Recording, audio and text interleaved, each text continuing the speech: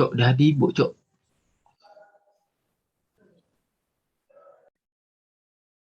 Ikut kan kita nih webinar ini. Aku baru masuk room nah.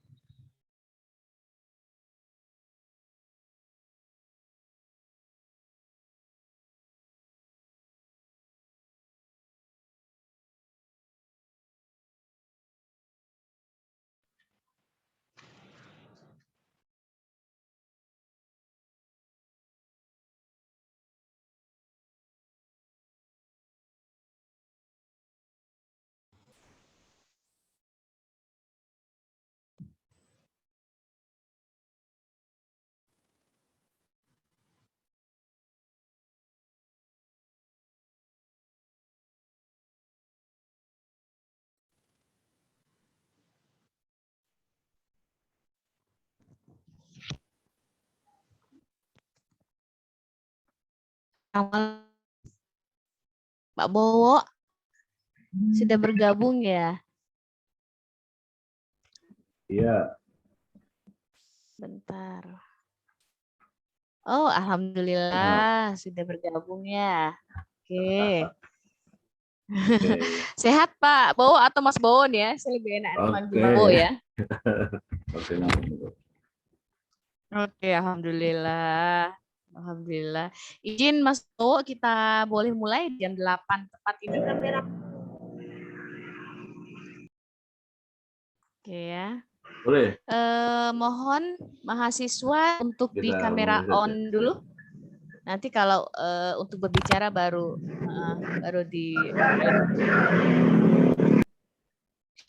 lain di unmute dulu ya. Oke, sudah di unmute semua. Bang Alfariat ada di sini? Bang Alfariat, nyaut dulu Bang. Mana nih? Ada Bang Alfariat ada? Ada Bu. Ada, mana nih? Kameranya on dulu deh. Yang lain juga tolong kameranya di-on.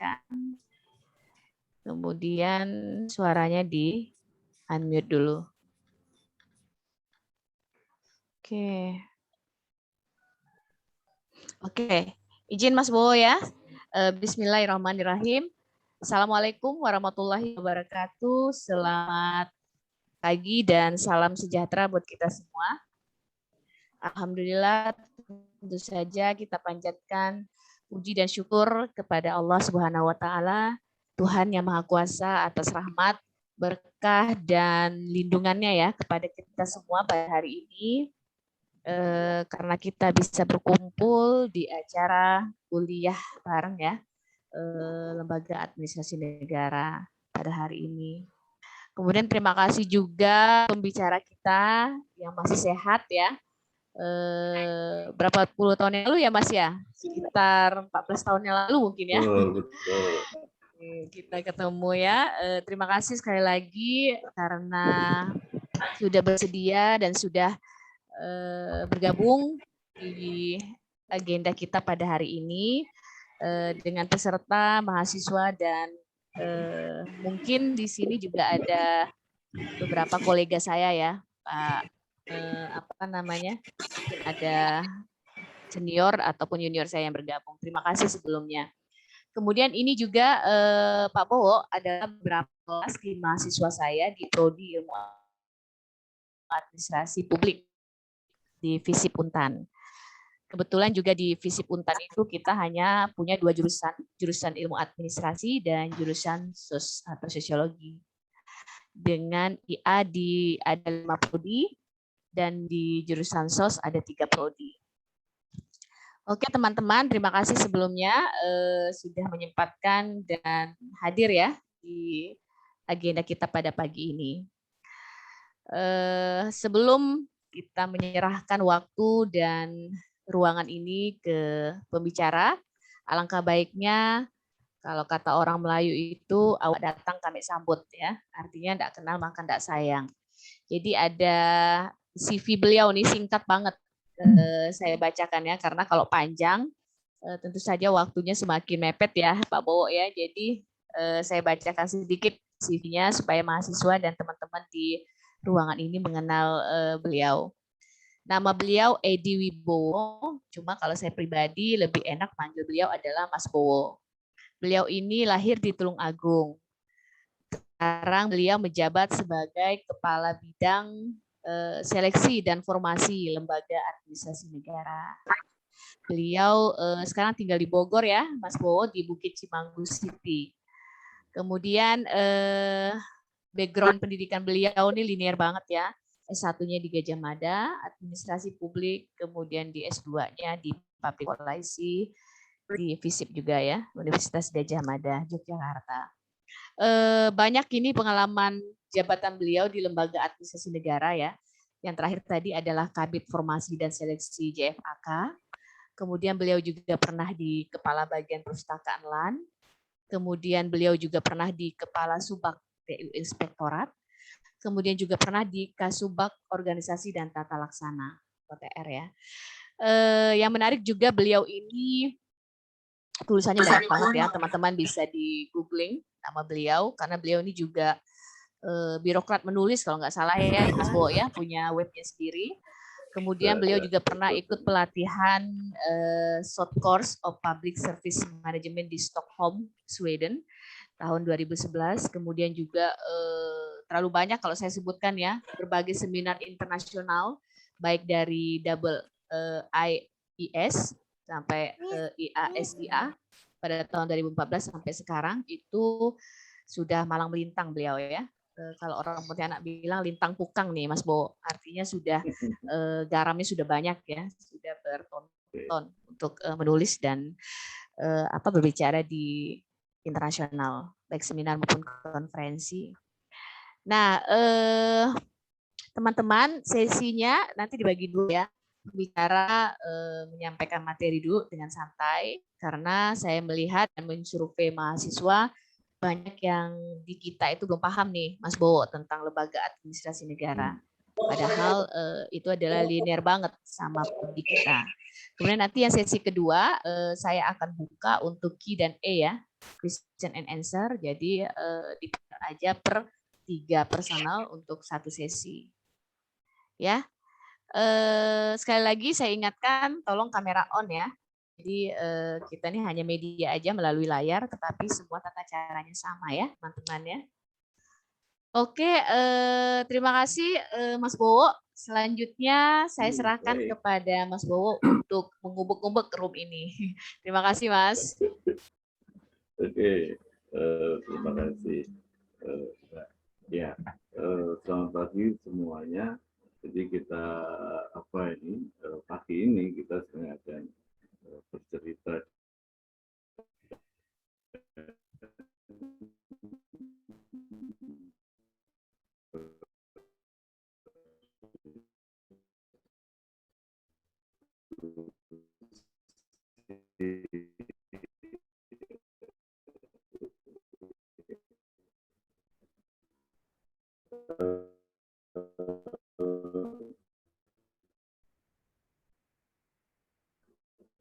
saya tidak ceritakan tentang negara, tapi nanti saya akan profesi analis kebijakan. Nah ini ya sedang didalami di kampus ini.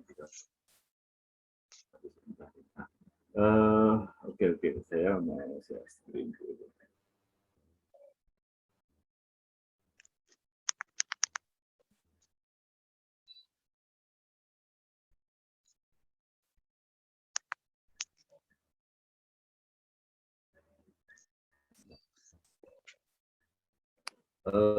Judulnya saya buat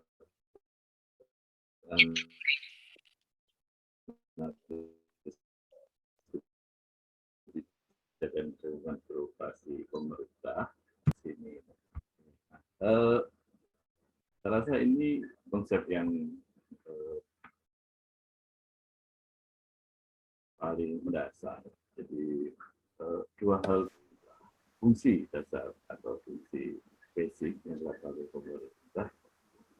Pertama, dia mengatakan ini dia bikin garis besar gitu ya, pengelompokan sebenarnya. Kita mungkin ada nanti atau pertama adalah service provider.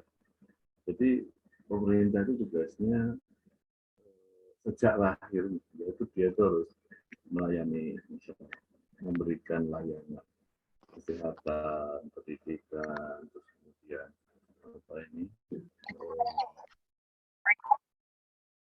perizinan.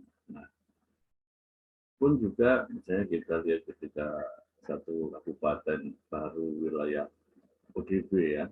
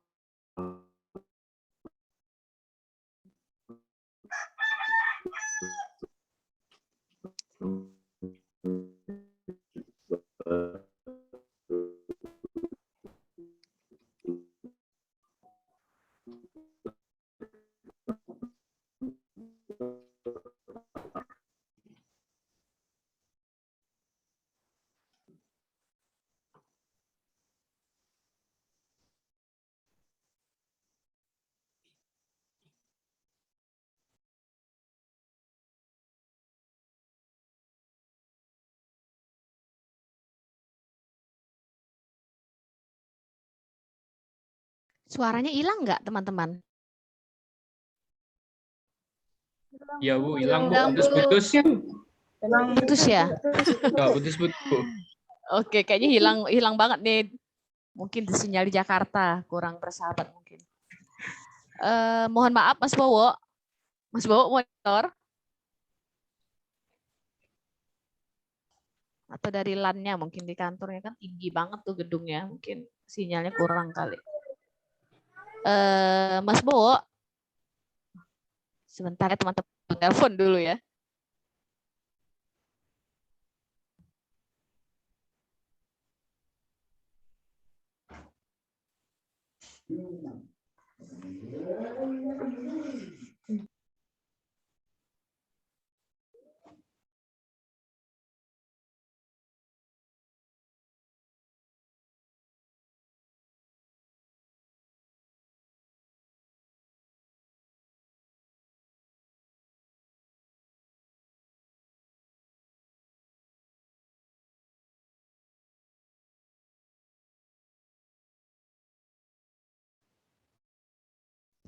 Ibu telepon juga nggak aktif nih, mungkin sinyal mungkin di sana ya.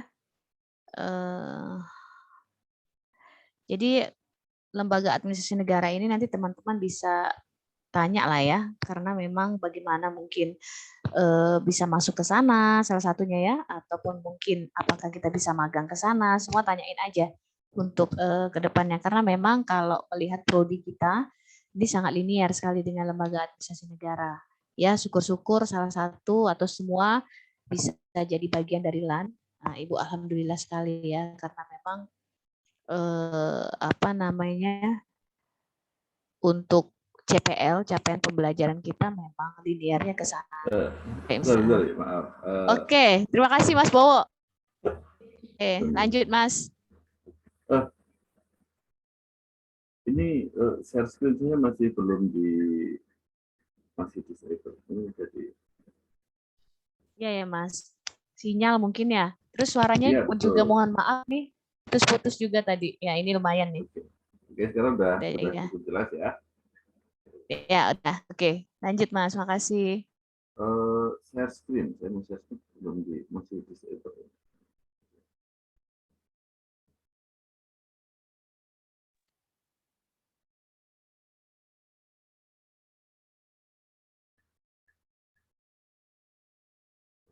Oke, sambil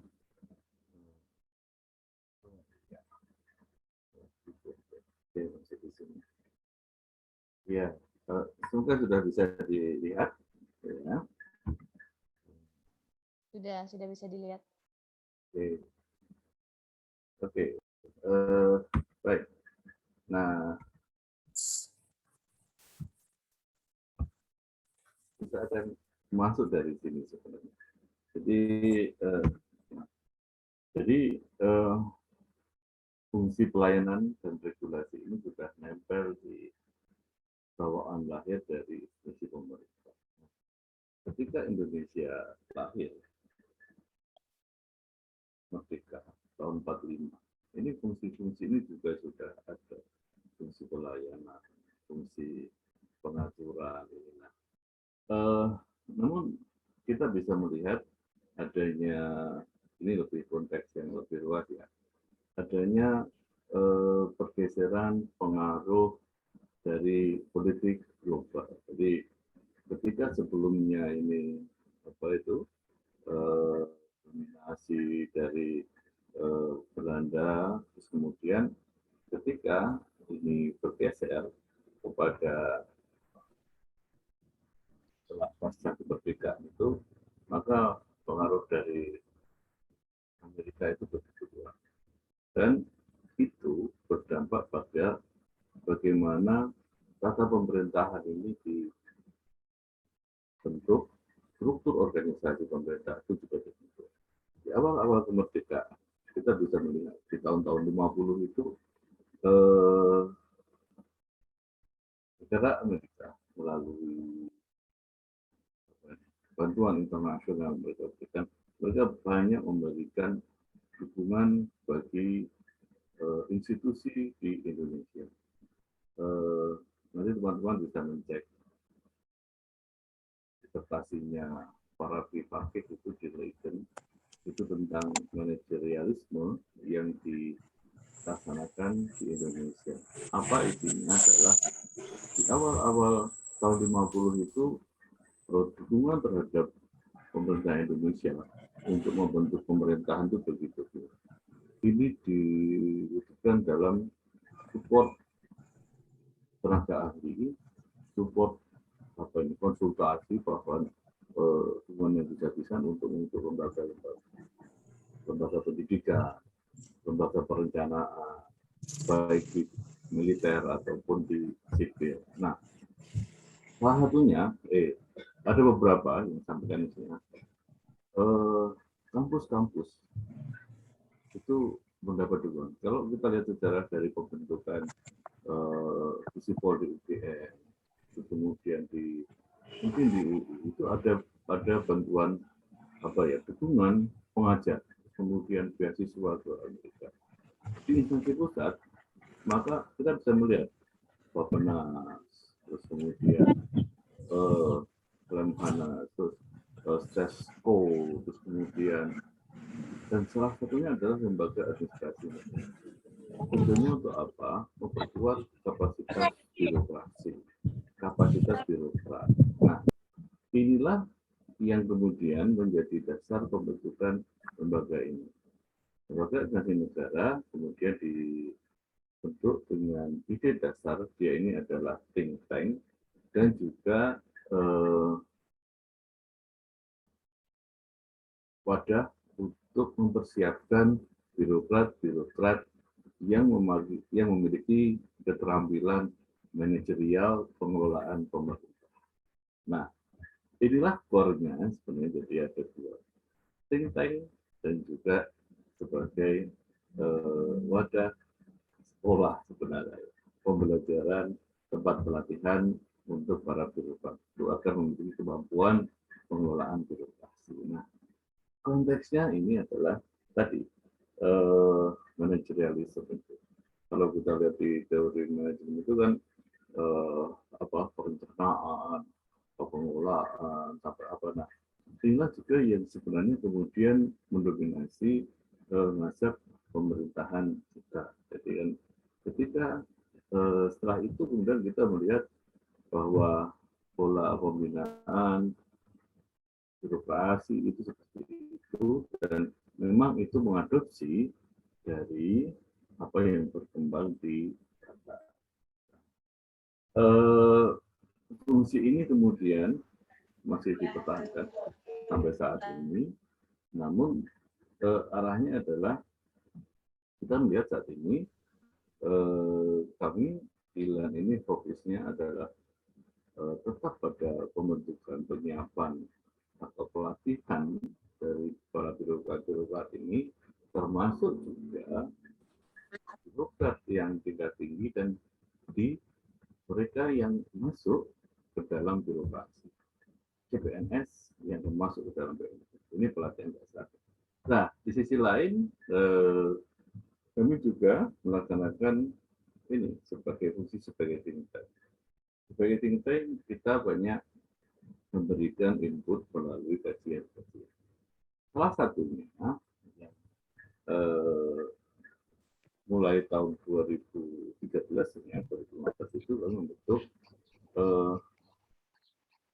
satu jabatan fungsional yang disebut sebagai analis kebijakan.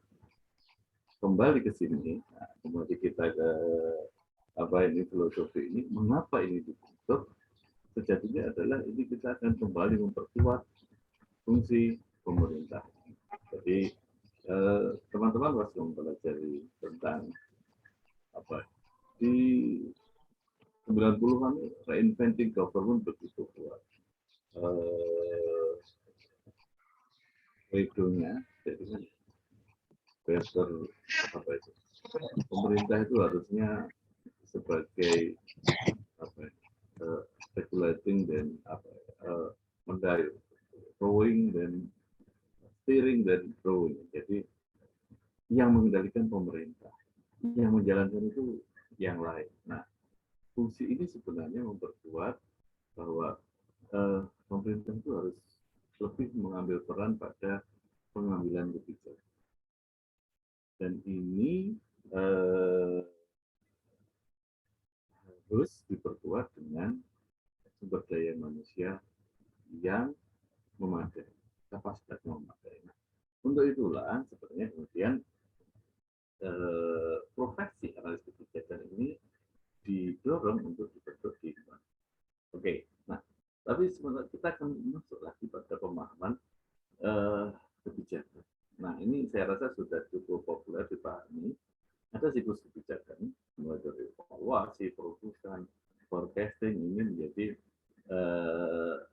area sebenarnya kalau kebijakan itu ada di situ. Nah, ini sebenarnya adalah tugas-tugas yang sudah dilaksanakan oleh pemerintah selama melakukan keputusan kebijakan, melihat apa yang harus diantisipasi, merespon kebutuhan masyarakat melalui kebijakan ini yang harus dilakukan. Nah, kita akan masuk pada apa terkait kebijakan publik di Indonesia, apa yang menjadi tantangan. Nah, adanya kebutuhan untuk menciptakan evidence-based policy. Ini kalau kita mengikuti kuliah kebijakan publik, maka sebenarnya kegelisahannya adalah seringkali tidak kebijakan itu dirumuskan, diletakkan tanpa adanya analisis, pertimbangan, kajian yang memadai. Nah, apa yang akibatnya adalah kan kualitas dari kebijakan itu ketika dia dilaksanakan. Apa saja sebenarnya? Nah, ini dari Bappenas yang dihadapi di Indonesia itu apa sih? Ada terkait kebijakan apa? Adanya masih conflicting, inconsistent, multitafsir dan tidak operasional. Akhirnya ini adalah kebijakan yang belum berbasis bukti. Jadi misalnya kebijakan yang conflicting masih terdapat pasal-pasal yang masih tertetap. Terus kemudian inkonsistensi. Jadi aturan payungnya statement seperti apa ketika diturunkan dalam aturan menteri operasional ternyata tidak sinkron. Kemudian ada multitafsir. Multitafsir ini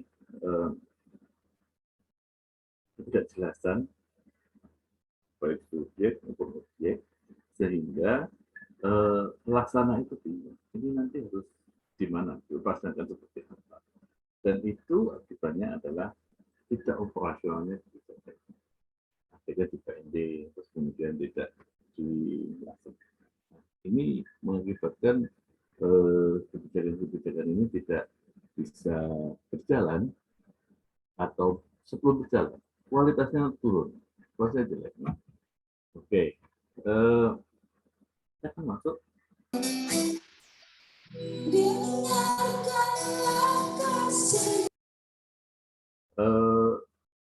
Fungsi dari profesi analis kebijakan itu apa? Pertama, dia ini melakukan analisis, terus kemudian melakukan riset, dan itu merupakan nantinya merupakan informasi, menghasilkan informasi yang berkualitas, yang itu akan dipakai sebagai bahan-bahan kebijakan, materi kebijakan, baik itu menyusun, evaluasi di siklus tadi yang akan digunakan oleh policy maker. Nah, jadi analis kebijakan ini dalam konteks kebijakan publik dia akan menjadi sebagai policy advisor. Teman-teman sekalian, nanti yang telah kuliah di sini sebenarnya arahannya itu adalah akan memperkuat dirinya sebagai policy advisor. Nah, apa yang dihasilkan? Nah, ini seru nih. Jadi yang dilakukan itu pertama setidaknya ada fungsi dokumentasi, komunikasi, utilisasi, dan analisis. Kotak biru 4 ini menjadi bagian harus menyusun polisi informasi, ada polisi dokumentasi, ada membuat komunikasi kebijakan, dan juga dia harus mengawal policy making process. Oke, nanti kita akan banyak cerita tentang ini. Kemudian apa aktivitas dari aktivitas analisis kebijakan itu apa sih? Nah, ini ada dua bagian utama. Research, design, clarify, ini jadi satu cluster. Di sini pertama analisis kebijakan itu dia harus melakukan aktivitas kajian yang itu nanti akan menghasilkan rekomendasi kebijakan. Kemudian dia ini ada fungsi risetnya, kemudian ada mendesain dan merekomendasikan. Analisis kebijakan ini kan sebagai user juga dari informasi-informasi yang dihasilkan melalui kajian-kajian. Ingat bahwa studi kebijakan publik itu adalah studi yang lintas disiplin, multidisiplin, sehingga kebijakan ini harus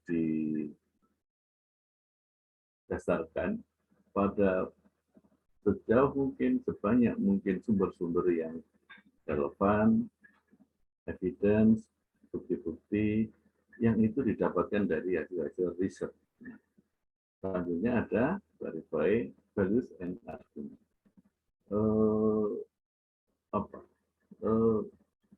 Dia harus menelusuri, karena ini tugas-tugas analisis sebenarnya, gagasan-gagasan yang muncul terkait dengan alternatif-alternatif, solusi, terus kemudian bagaimana isu-isu itu tugasnya untuk menggali perdebatan, menggali ide-ide yang muncul dari semua stakeholder. Nah, yang 3 di sebelah kanan, ya ini adalah tugas apa yang disebut sebagai tugas atau fungsi advokasi. Kalau di sebelah kiri, research, design, and verify ini adalah tugas-tugasnya yang lebih bersifat kajian dan analisis, dan yang kanan ini dia bersifat advokasi. Advokasi itu core-nya ini adalah komunikasi dengan stakeholder. Siapa stakeholdernya? Ya, kalau ini kan pemangku kepentingan ya, teman-teman pasti sudah paham. Kalau mahasiswa, stakeholdernya ya mungkin orang tuanya, dosen, pengurus fakultas, terus kemudian bisa jadi juga unit-unit yang lain yang mempengaruhi nasibnya, mempengaruhi posisinya ketika dalam proses perkuliahan. Nah, mungkin juga penyedia logistik di kampus ini juga menjadi stakeholder. Nah, apa yang dilakukan di terkait advokasi itu adalah ini advice strategically. Intinya dia harus mengupayakan dukungan politik dari stakeholder. Siapa saja pihak yang terkait, ya, harus diidentifikasi, harus diajak untuk berkomunikasi, terus kemudian setelah itu dia harus democratize. Jadi dia memastikan seluruh pemangku kepentingan mendapatkan informasi yang lengkap. Ini semangat demokrasi. Kemudian mediasi. Mediasi ini penting karena kebijakan. Ini kan adalah bagian dari proses bargaining antara pemangku kepentingan. Nah, ini nanti yang akan menjadi aktivitasnya dan kemudian akan menjadi kompetensi dari seorang manajemen. Oke. Nah, ini lebih sekali lagi apa yang dilakukan seorang analis kebijakan ini penjelasan yang lebih detail. Jadi ada dia melakukan problem sensing.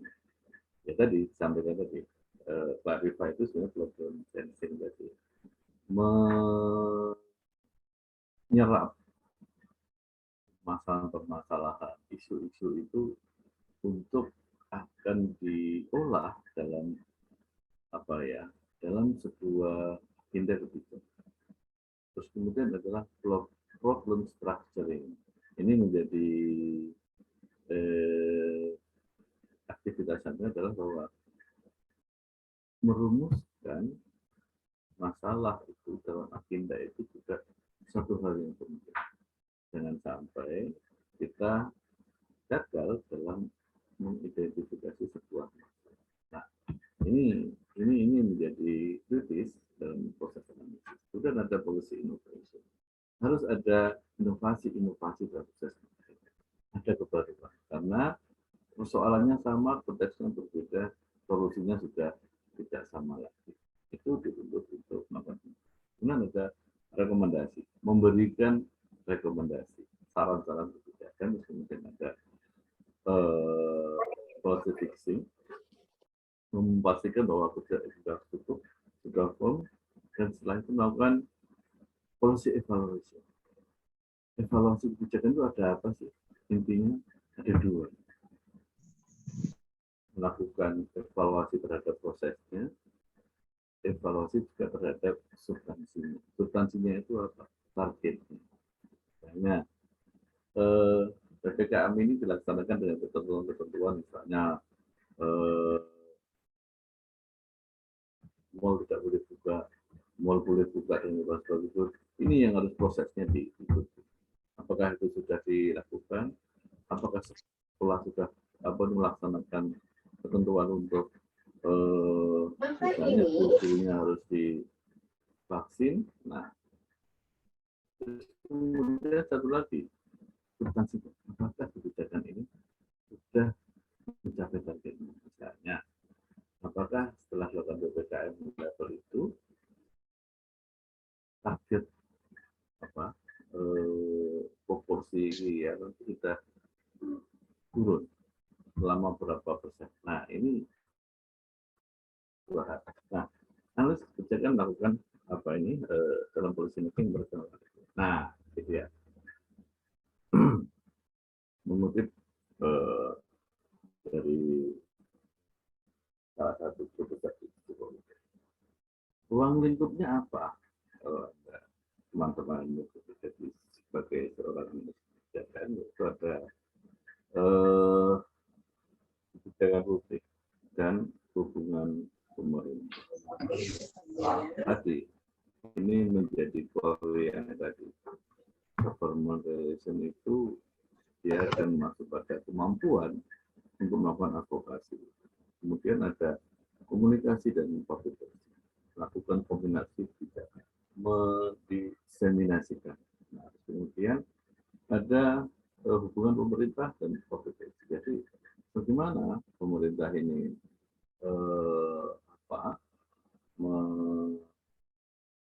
memberikan membangun relasi.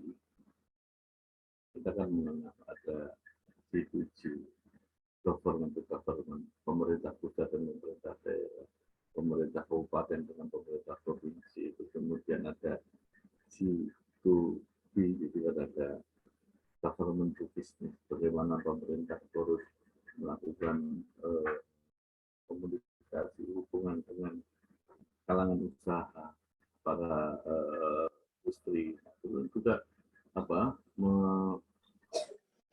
memberikan ini pada masyarakat. Organisasi-organisasi masyarakat adalah representasi dari masyarakat. Organisasi-organisasi sosial itu. Inilah yang harus dilakukan. Ruang itu pekerjaan Anda. Public policy dan filantropi.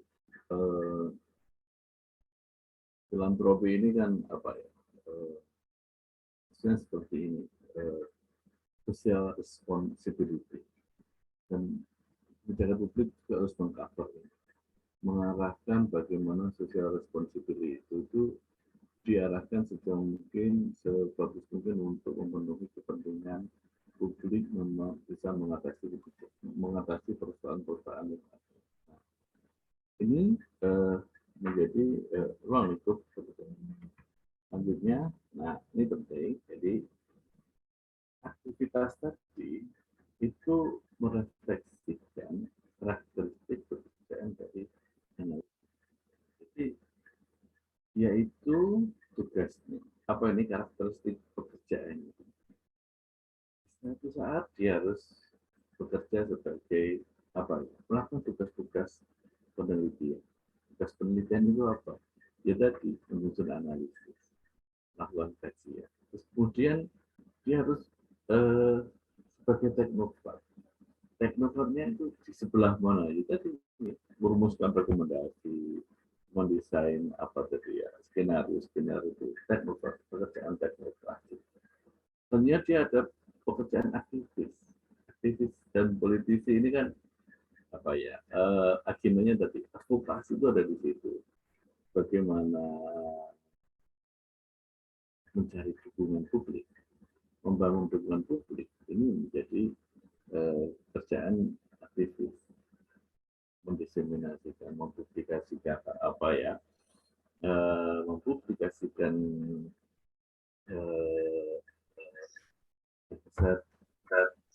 kebijakan itu menjadi tugas-tugas komunikasi. Kita juga politisi, menggalang dukungan, negosiasikan tugas-tugas politisi. Oke. skill yang dibutuhkan. Ini penting teman-teman, yang menjadi bagian dari target kita, sebenarnya kita belajar kebijakan adalah ini.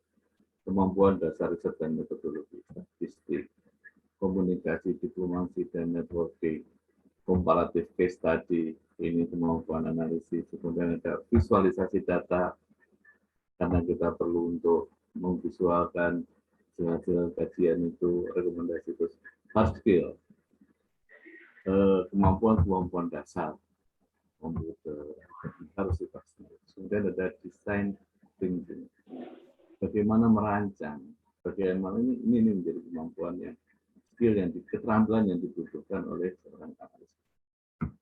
Oke, nah kita masuk sebenarnya ini analis kebijakan sebagai profesi.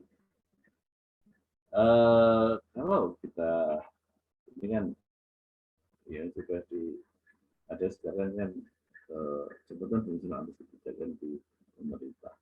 Sebenarnya ini sudah cukup banyak. Silakan dicek di banyak referensi itu dari tahun 60-an itu sudah muncul spesialisasi tentang analisis kebijakan. Sebelumnya ini analisisnya lebih ekonomi, tapi itu dirasa tidak materi, maka perlu pendekatan yang lebih holistik. Analisis kebijakan masuk. Dulunya di militer dan di corporation, dan ini kemudian berkembang sebagai sebuah profesi yang diakui di banyak negara. Nah, profesi ini intinya adalah mereka yang karena dia profesional memiliki ini, standar etika, pengetahuan dan keterampilan khusus, spesialisasinya kuat. Dan kemudian ada mereka ini mempunyai kompetensi itu karena ada melalui penelitian, pendidikan, dan juga pelatihan. Jadi sampai itu disebut profesi itu karena memang kualifikasinya itu cukup detail, cukup spesifik, sehingga akan berbeda. Analis kebijakan di pemerintahan itu mempunyai kemampuan yang gambaran memang seperti itu. Ada kemampuan spesifiknya yang harus dimiliki. Nah, teman-teman sekalian, ini gambaran di sampai 10 Agustus.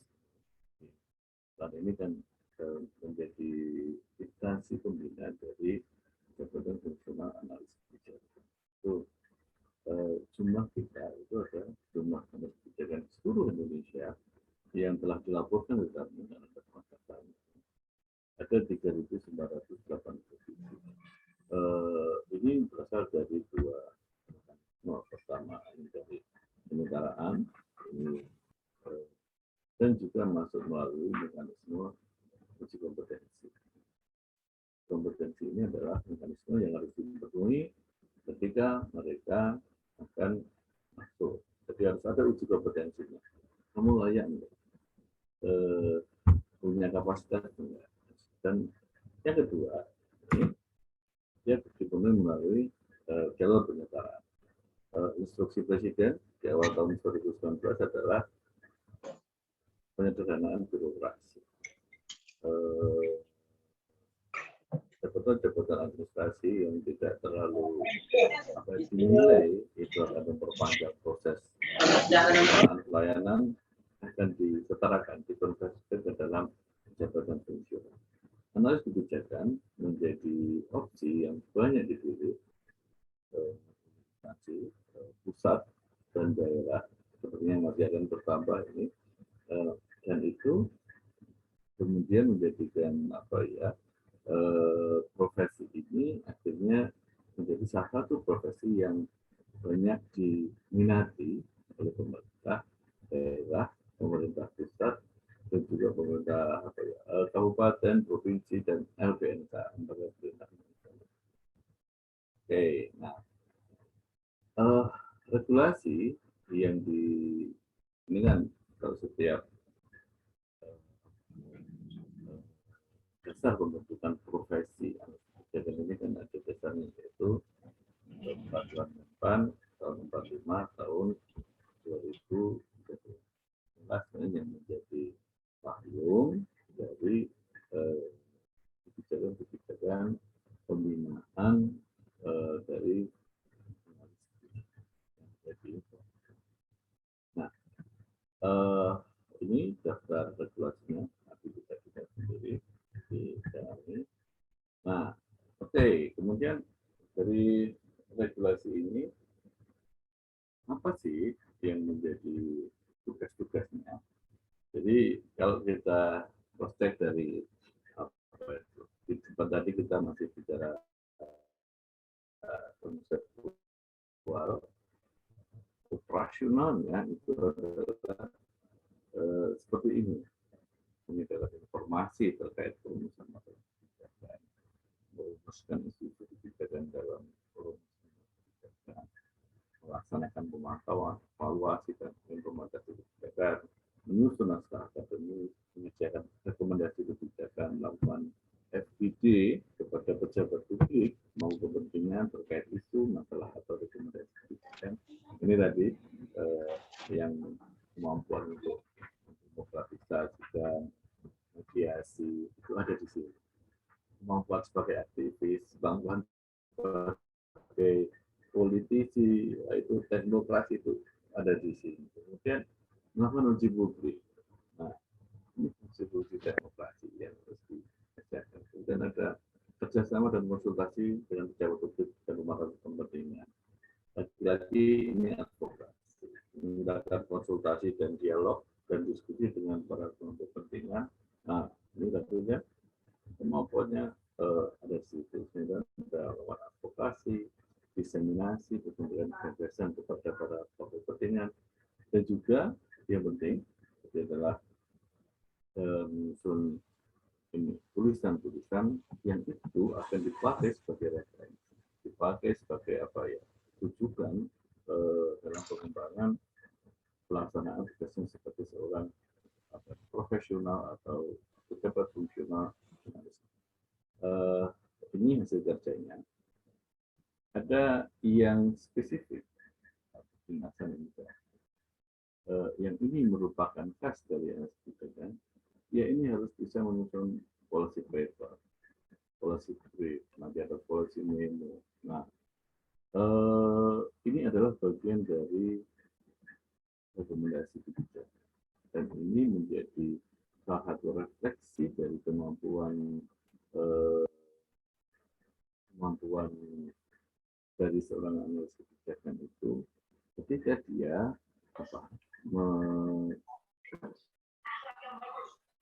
melakukan analisis, terus kemudian dia akan menyampaikan hasil pemikiran dia, hasil analisis dia itu ke dalam kepada pemangku kepentingan, kepada user. Inilah yang harus dia. Oke, nah ini yang menjadi syarat penting berikutnya. Ini harus dipahami. Orang ahli kebijakan itu dituntut untuk memiliki kompetensi dua hal penting. Makanya kalau kita tarik secara lebih general, maka ada dua kompetensi ini.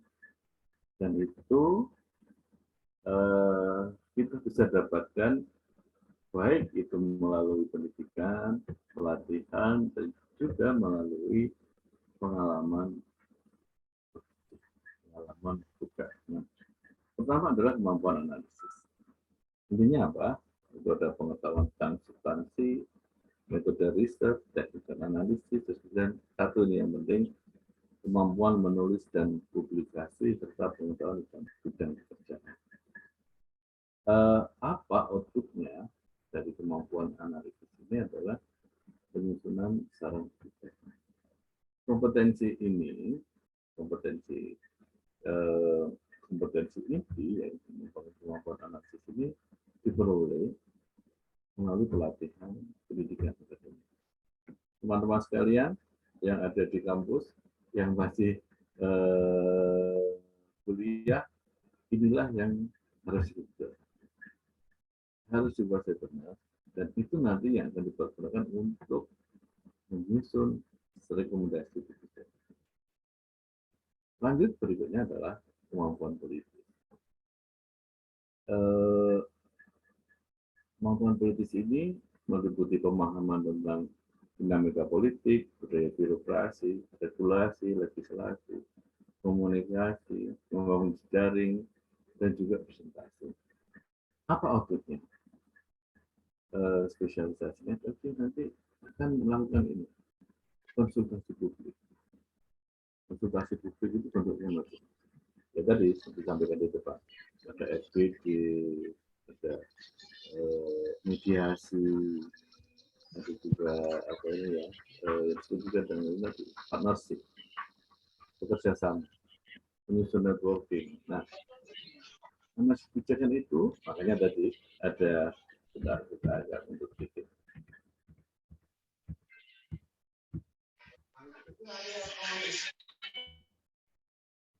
Pekerjaannya karakteristiknya seperti ini. Peneliti teknokrat, di bidang tadi, aktivis dan politisi, dia mempunyai kemampuan ini tadi, kemampuan politik, kemampuan berkomunikasi. Dan karakteristik tugas inilah yang itu diperlukan ketika organisasi, institusi publik itu mempunyai concern dalam penyusunan atau bekerja dalam siklus kebijakan publik. Pada implementasi masa kemampuan politisnya, karena Anda berhadapan dengan banyak sekali komplain, pertanyaan, dan itu harus dihadapi. Nah, kemampuan-kemampuan inilah yang harus dibangun dari awal oleh mereka yang mau belajar di kebijakan publik ini. Mereka harus paham bahwa saya itu perlu kemampuan, perlu kompetensi, dan apakah ini sudah dipenuhi atau kita sudah mulai masuk ke dalam mempelajari kompetensi yang mana, memperkuat kompetensi yang mana, ini harus dicek kembali. Karena itulah yang akan diperlukan.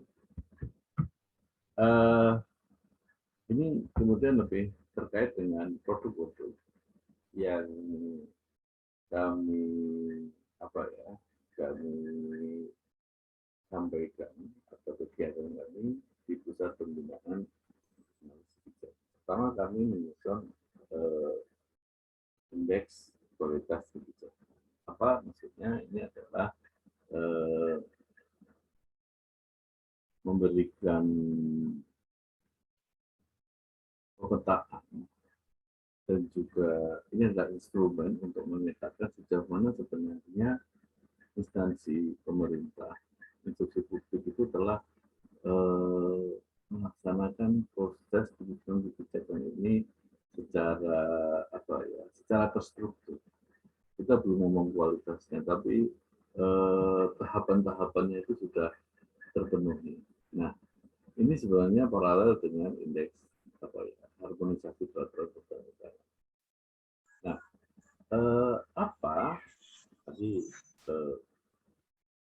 pada tahun 2021 ini kami sedang menyempurnakan instrumen, dan pada tahun ini juga kita akan indeks kualitas kebijakan ini akan diadopsi dalam indeks reformasi birokrasi nasional di Kemenpan dan RI.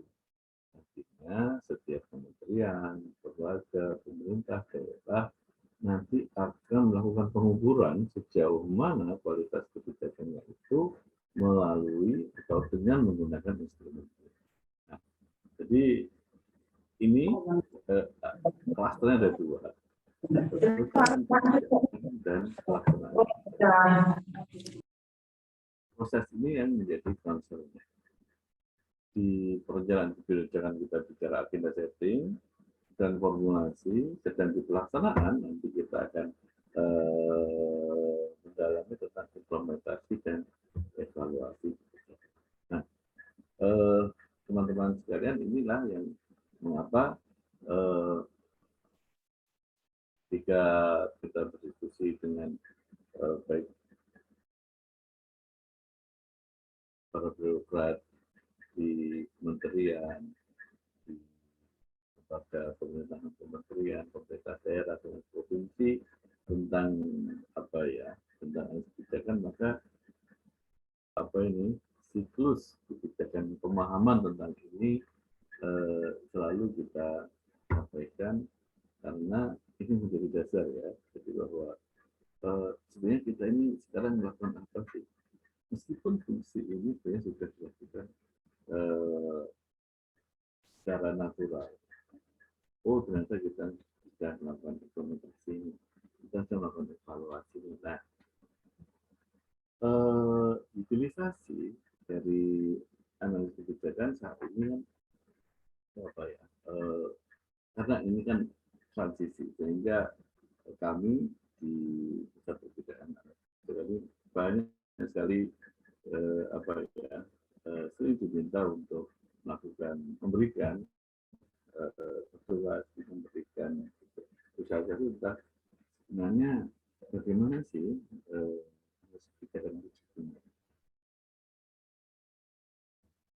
Usernya, kan para policy maker itu memang harus diakui bahwa hubungan kerja antara fungsional dan policy maker dan policy advisor ini kan masih belum dibangun secara lengkap, sehingga kita masih berada pada posisi untuk memperkuat pemahaman. Nah, indeks kualitas kebijakan ini sebenarnya mendorong agar proses perumusan kebijakan itu, proses pelaksanaan kebijakan itu dapat berjalan setidaknya sesuai dengan standar SOP, dan itu diharapkan kalau ini dipenuhi, maka sebenarnya kita bisa mengharapkan kualitas kebijakan yang bagus.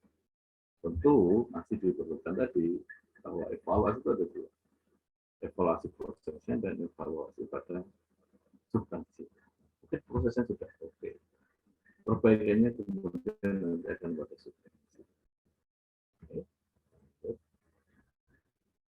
Dimensinya apa? Ini ada ada dimensinya.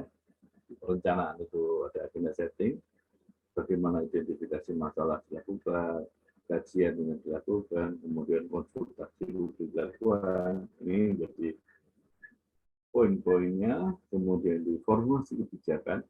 Itu pertanyaannya adalah apakah panjang kebijakan itu sudah memenuhi comply terhadap kebutuhan publik, apakah dia juga inovatif, apakah dia sudah berbasis bukti atau evidence.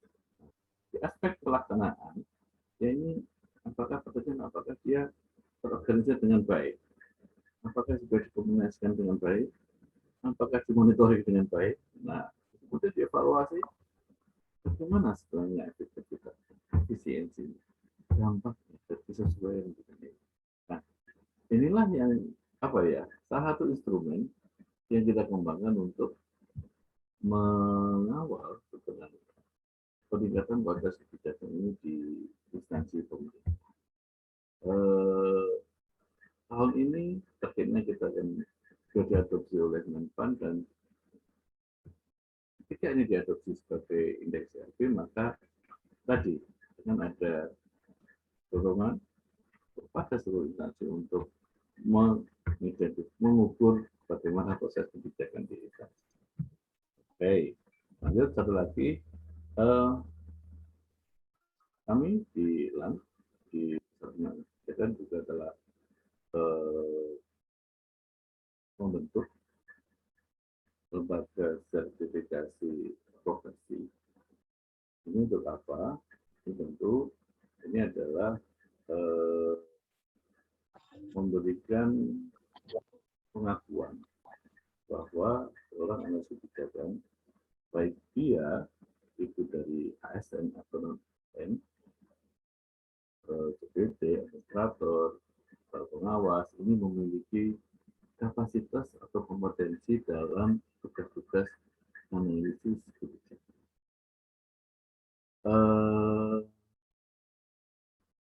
Apa manfaatnya? Bagi mereka yang non ASN, ini merupakan bagian dari pemenuhan sertifikat ketika misalnya ini kan ada rekrutmen non ASN PPK P3K pegawai pemerintah dengan perjanjian kerja. Nah, ketika diperlukan seorang, misalnya nih, kita perlu dalam waktu 1 tahun, 2 tahun kita di pemerintah provinsi memerlukan analis kebijakan yang di grade 6 atau 6 atau 7 atau 5 atau 6. Syaratnya fresh graduate. Maka kita perlu, syaratnya adalah mereka sudah memiliki sertifikasi. Artinya apa? Kapasitasnya, kompetensinya itu bisa diakui, bisa diandalkan ketika dia masuk ke dalam ke dalam organisasi itu kontrak selama beberapa lama itu untuk mengerjakan tugas-tugasnya. Nah, kami bilang ini sudah bersama dengan beberapa perguruan tinggi karena memang ada kebutuhan untuk menyiapkan para mahasiswa ini untuk memenuhi sertifikat pendamping jasa kalau tidak salah ya. Nah ini yang kita upayakan, jadi termasuk dengan beberapa fakultas. Di UI itu fakultas ada minat dari ekonomi sudah masuk. Kemudian di beberapa dosen di UNDI, di Universitas Merdeka, di UNAIR ini sudah mengumpulkan mahasiswanya ini untuk bisa mengikuti sertifikasi. Ini akan menjadi tip untuk apa itu juga. Oke, di mana kita sudah mempunyai yang rekrut ini sudah mempunyai kepastian. Oke, karena dia sudah ini bisa melakukan tugas-tugas yang di. Nah, ada jurnal analisis kebijakan, teman-teman akan sangat sekali apa ini jurnal ini bisa berada dari mahasiswa banyak yang menulis. Kami sementara ini juga cukup banyak mendapatkan dari mahasiswa S1, S2 dari berbagai kampus dari Sumatera sampai ujung Sulawesi itu banyak yang masuk dan ini direview secara ketat oleh para review.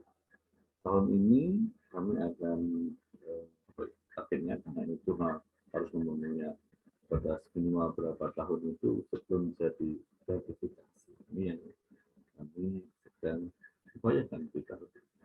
Kami mengundang teman-teman mahasiswa untuk bisa bergabung untuk tulisannya menyangkut tulisannya dalam jurnal. Nah, ini yang penting. Kalau tadi kita berbicara mendiskusikan dari sisi analisis kebijakannya, dari sisi policy advisor-nya, maka ini salah satu produk buku bisa diakses secara berbuku yang ini adalah rujukan bagi para policy maker. Tentu yang membaca bisa semua saja membaca karena ini lebih memberikan panduan bahwa kalau Anda punya analisis kebijakan di unit Anda, itu apa yang bisa dioptimalkan. Jika diperlukan silahkan di kontak kami. Buku itu bisa diakses. Linknya banyak sudah dicek nanti di cek di YouTube. Kami berikan tutorial juga.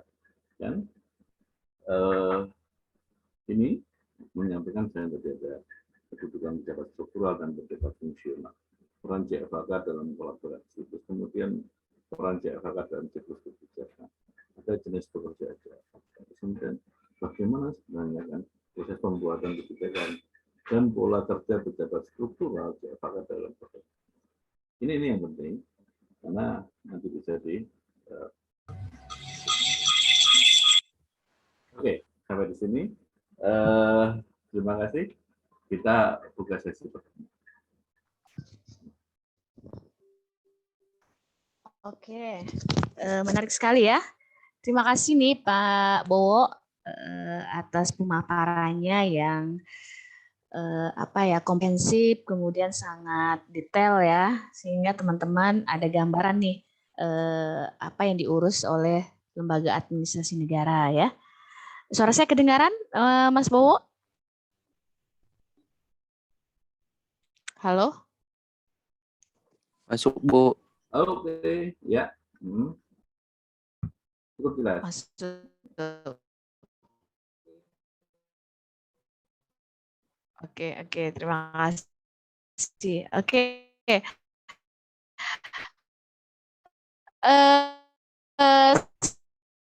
Selanjutnya, terima kasih. Selanjutnya komentar atau presence your angkat tangan dulu ya, atau boleh di chat ya. Silakan.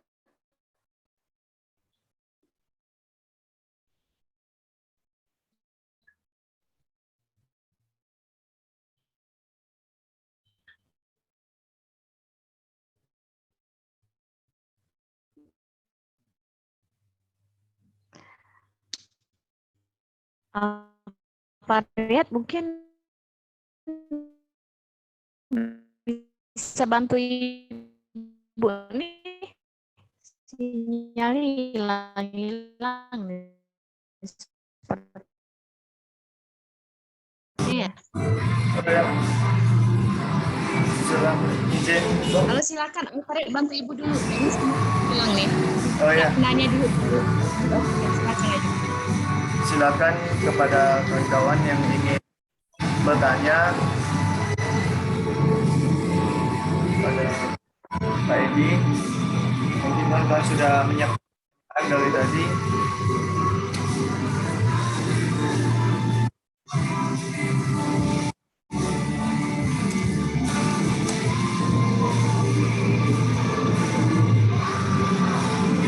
Gimana kawan-kawan? Ada Mas Fadel ya. Oh ya Pak, saya sedikit ingin bertanya Pak. Oke. Sekarang kan ada program Kampus Merdeka, salah satu dalam program Kampus Merdeka itu salah satunya ada kegiatan magang Pak. Untuk bagaimana ya Pak untuk mekanisme ketika kawan-kawan mahasiswa administrasi publik bukan hanya ruang lingkup Untan, mungkin secara general itu kawan-kawan dari kampus lain se-Indonesia yang berasal dari administrasi publik ingin mengajukan untuk magang di bulan Pak.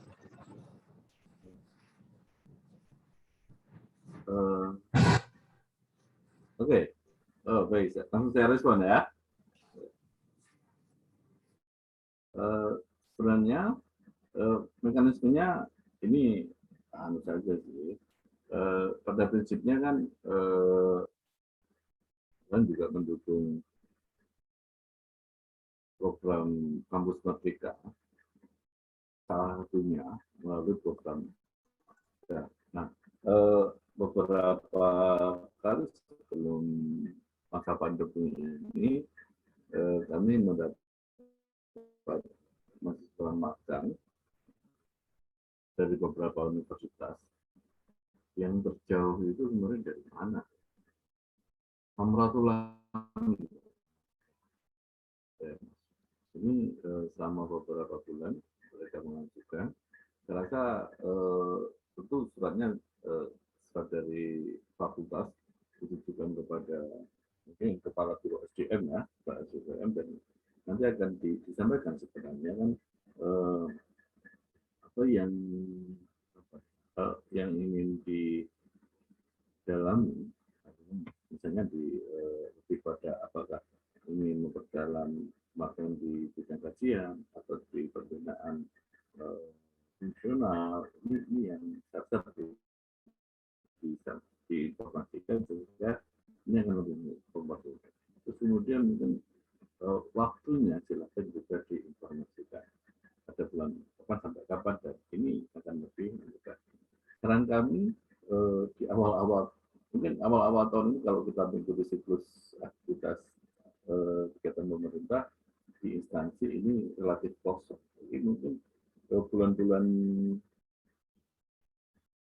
setelah bulan ketiga sampai bulan ke-12 ini masa-masa yang bisa diusulkan. Satu lagi, untuk kampus merdeka, kami mengadakan sebenarnya kan idenya adalah membuka akses luasnya tentang pengembangan kompetensi bagi analis kebijakan. Data menjadikan menyelenggarakan virtual public lecture tentang analisis kebijakan publik. Tahun ini kita ada 12 sesi. Nah, kami akan simpulkan dan semua boleh mengikuti, terbuka untuk mengikuti, karena ini live dari YouTube dan juga Zoom, sehingga bisa diakses di mana saja, dan setiap peserta akan diberikan sertifikat. Seperti itu. Silakan. Tidak ada komentar yang lain. Oh ya, terima kasih Pak. Mungkin kawan-kawan ada yang ingin bertanya, silakan. Oh ya, sudah ada satu penanya. Pak, izin bertanya, Pak.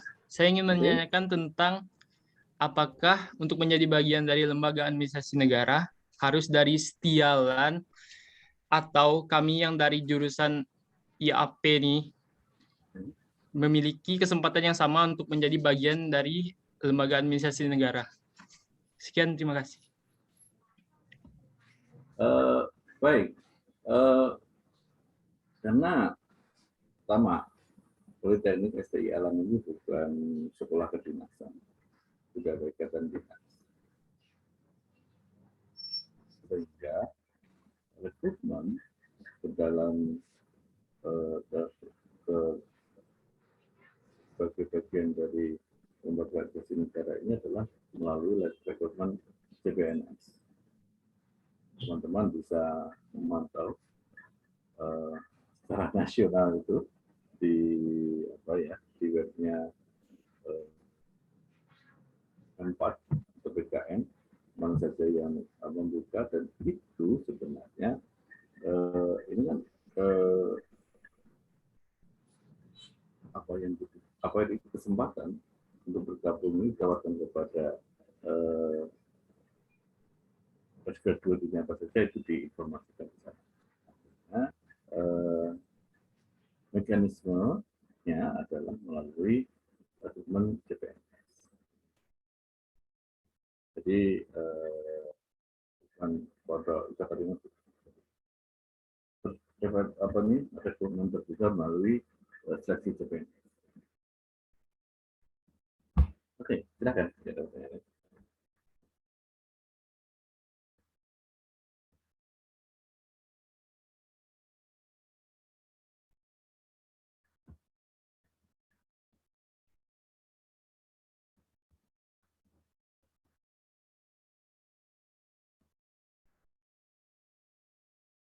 Oke, kawan-kawan, mungkin masih ada pertanyaan. Silakan.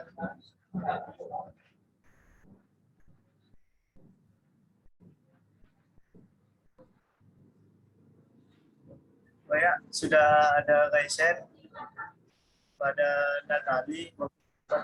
Kami silakan.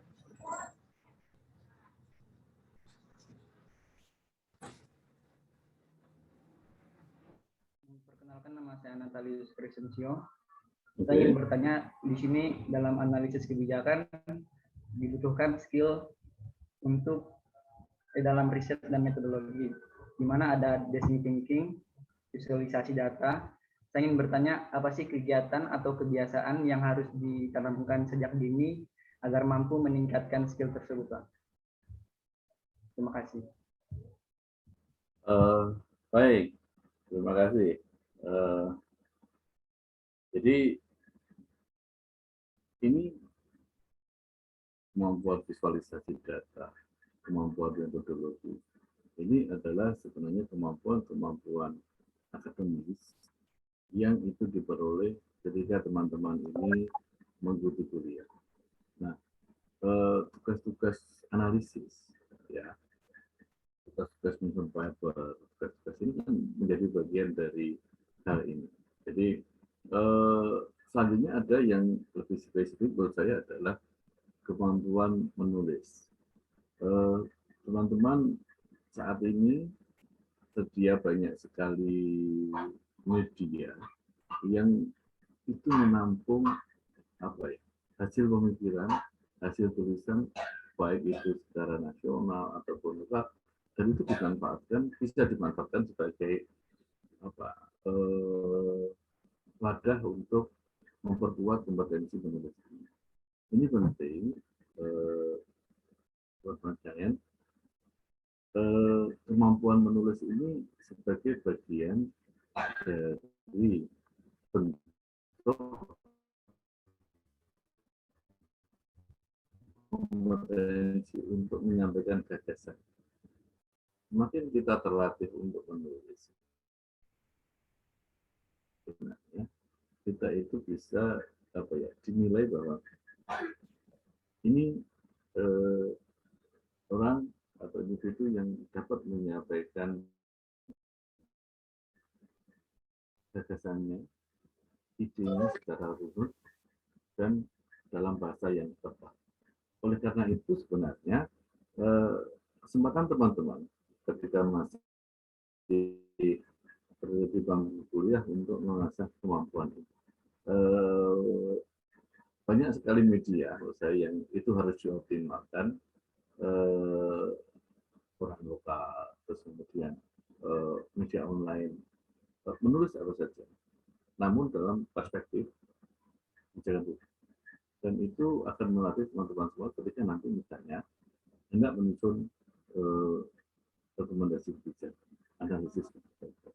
Karena sudah ada modal, sudah ada kebiasaan bahwa menulis itu harus runut, apa besarnya, apa penjelasan dulunya, dan ketika kita pindah dalam format yang berbeda, teman-teman sudah mempunyai jam terbang untuk yang lebih terstruktur, tidak perlu start dari awal, karena hanya pindah format saja. Mungkin dari format yang lebih panjang ke format yang lebih pendek. Sebelumnya 1.500 kata, sekarang 700 kata. Tidak masalah, tetapi kemampuan untuk kemampuan untuk mengidentifikasi, menyusun itu sudah dimiliki, dan ketika diminta untuk melakukan analisis, itu tidak akan kesulitan lagi. Jadi seperti itu. Jadi intinya adalah kemampuan menulis, kemampuan analisis ini diasah dari kemampuan menulis. Menulis jurnal, menulis apapun. Kemudian visualisasi data, saya rasa milenial tidak kesulitan karena banyak instrumen yang bisa dipakai, tools yang bisa dipakai, dan itu bisa dibuat misalnya untuk membuat infografis. Ini juga harus bisa dilatih. Nah, ini yang menurut kami penting, sehingga informasi-informasi penting, informasi strategis itu bisa disampaikan secara lebih menarik, lebih eye-catching gitu, sehingga memudahkan siapapun untuk mencerna informasi itu. Teman-teman mungkin bisa menawarkan diri kepada Pemprov atau Pemkot untuk oke, kami mungkin akan menjadi sukarelawan untuk sosialisasi atau diseminasi kebijakan tentang ini. Nah, rasa seperti ini kan perlu perlu dicoba, sehingga misalnya tadi visualisasi data itu akan memudahkan membantu dan memudahkan pemerintah itu memberikan informasi pada masyarakat. Mungkin teman-teman bisa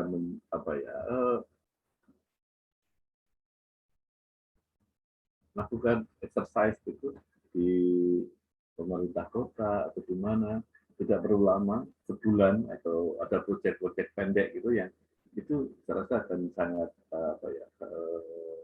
dekat dengan praktik-praktik. Oke,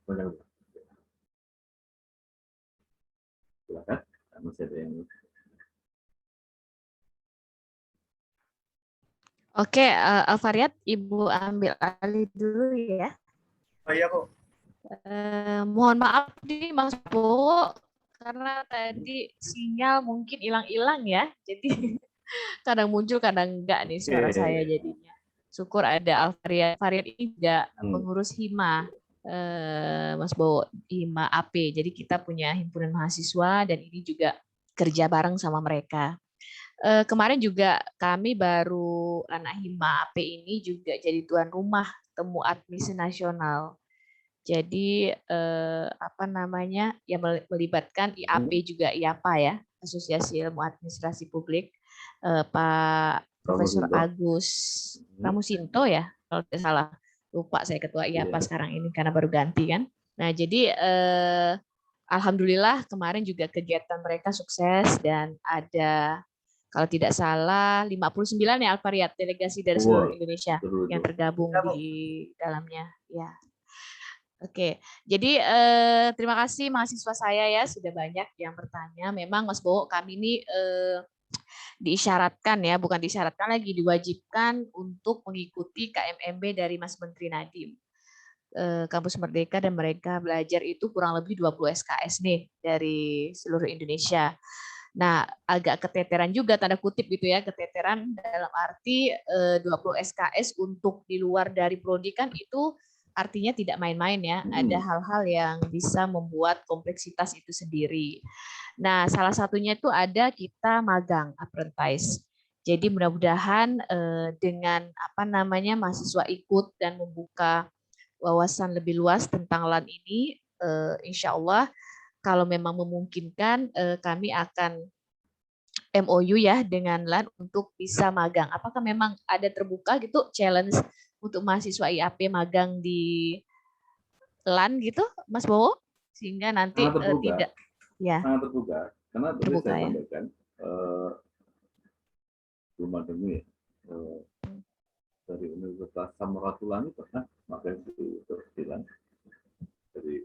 Berapa lama biasanya itu? Saya rasa standar ya, 2 bulan, 3 bulan seperti itu. Siap. Ya. Oke. Jadi bulan-bulannya juga tidak ditentukan kah? Atau misalnya memang ada terschedule? Tidak ditentukan. Saya rasa kita bisa mengikuti ritme dari instansi.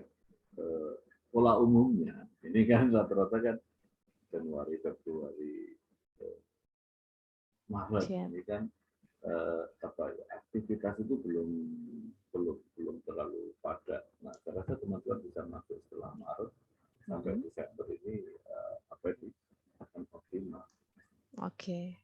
Jadi kemungkinan besar di semester genap ya kalau awal tahun itu? Iya, ini begitu. Oke. Karena memang sebagian prodi ini magang biasanya di Gazal, tapi nanti bisa kita schedulekan lah seperti kalau memang kurang aktivitas tidak terlalu padat, mungkin bisa di yang Mas Bowo sebutkan ya di Maret April seperti itu ya. Artinya itu adalah semester genap ya. Oke. Oke, terima kasih teman-teman. Jika ini tertarik juga untuk menulis, silahkan tadi ya ada Pak Bowo share tentang jurnal analis kebijakan. Mudah-mudahan teman-teman bisa mengunjungi dan syukur-syukur ada yang submit ya. Artinya terbuka juga untuk mahasiswa untuk mengirim artikelnya ya, Pak Bo ya. Betul. Oke. Dan Oke teman-teman, Pak Bo ini aktivitasnya sangat padat ya, karena saya juga tidak ingin mengingkari janji. Kami janjian sampai jam 9.30 gitu ya. Dan ini sudah 9.27 ya. Halo, ini siapa yang mau berbicara? Oh, tidak ya. Nah, teman-teman bisa kirim email ya kalau mau lebih dekat sama Pak Bowo di durianruntu.wip@gmail.com. Nanti bisa tanya ke saya. Kemudian juga teman-teman bisa bersilaturahim mungkin di web apa Mas? Birokrat menulis ya. Ada beberapa Birokrat tulisan. menulis ada, terus teman-teman sebenarnya ada banyak beberapa yang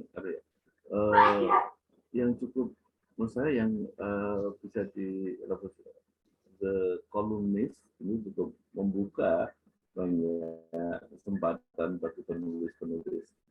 Mereka bukan penulis senior, mereka yang targetnya, tapi mereka akan banyak fasilitasi dan mereka banyak menyediakan pelatihan itu di kolumnis ini, sehingga teman-teman bisa memperkuat kompetensi menulisnya di sana. Dan saya sempat berdiskusi dengan para redakturnya ini kan rata-rata mereka itu banyak yang dari akademisi dan masih masih cukup rata-rata milenial, sehingga yang diminta misalnya ada respon itu cukup oke, dan mereka membuka. Oke, jadi ada beberapa ini ya media atau beberapa alat ya untuk kita terus mengembangkan diri dalam ini kreativitas ya, Mas Bowo ya. Mungkin beberapa menit saya sediakan waktu untuk Pak Bowo closing statement di kegiatan kita. Silakan, Pak Bowo. Terima kasih. Terus saya ada satu hal penting yang harus kita persiapkan. Teman-teman nanti terbuka untuk mengelaborasi kemampuannya, meningkatkan kompetensinya, dan sekarang medianya itu cukup banyak, cukup aksesnya terbuka, tidak harus tidak harus datang ke Jakarta, tidak harus datang ke tempatnya langsung, dan serba interaktif sehingga memudahkan. Dan menurut saya waktu perkuliahan silahkan dioptimalkan. Tadi ada dua tadi, kemampuan analisis, kemampuan politis tadi, artinya kemampuan melakukan advokasi itu bisa digenjot, bisa dioptimalkan, dan mungkin yang lagi proyek-proyek yang langsung dengan pemerintah kota, pemerintah provinsi ini bisa diinisiasi terkait dengan situasi pendek-pendek saja. Menurut saya ini akan memberikan pengalaman praktis yang bagus. Artinya kita mempunyai sisi praktikal yang cukup lengkap. Mungkin di situ saja. Kalau diperlukan diskusi, silahkan WA, silahkan kontak atau email, monggo saja. Kontak saya tersedia. Kita perlu diskusi atau perlu apapun. Misalnya perlu materi-materi terkait dengan analisis kebijakan yang diproduksi oleh Klan, kita akan share karena itu memang tugas kami untuk mendiseminasikan secara free. Oke, terima kasih. Oke, menarik ya, artinya kita tidak berhenti di bangku kuliah saja ya. Silakan mahasiswa untuk develop ya, mengembangkan diri baik di luar kampus maupun di daerah masing-masing, kalau perlu di kancah internasional ya. Artinya teman-teman dari sekarang prepare, siapkan diri karena sudah society 5.0 malah ya sekarang, bukan revolusi 4.0 lagi tapi society 5.0 sekarang. Oke, teman-temannya mudah-mudahan at least ya minimal sudah menambah satu lagi mengenai lembaga administrasi negara yang notabene memang sangat linier dengan prodi kita ilmu administrasi. Mas Bowo, karena saya lebih Oke. enak manggil Mas Bowo, kebetulan beliau ini Oke, teman saya siap, satu siap. kelas ya waktu di UGM kemarin di Betul ya, Pak. Public Administration. Terima kasih sekali lagi, semoga selalu sehat, selalu dalam lindungannya, selalu dalam keberkahan, dan tidak sampai di sini kita silaturahimnya ya Mas Bowo ya dengan teman-teman dan mahasiswa Siap, kami siap. di FISIP Untan ini. Sekali lagi terima kasih juga buat teman-teman dan mahasiswa saya yang ada di room ini. Semoga selalu sehat. Saya akhiri alhamdulillahirabbil alamin. Wabillahi taufik wal hidayah. Wassalamualaikum warahmatullahi wabarakatuh. Selamat pagi. Terima kasih. Waalaikumsalam. Terima kasih, Bu. Waalaikumsalam. Terima kasih. Terima kasih.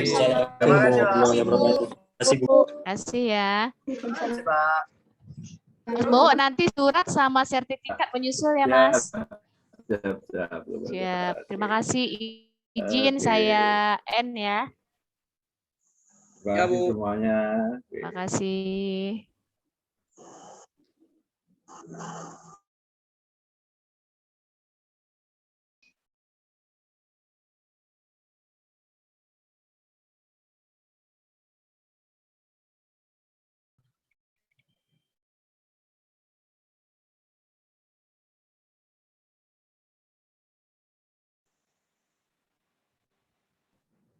Silakan kepada kawan-kawan yang mungkin belum mengisi absennya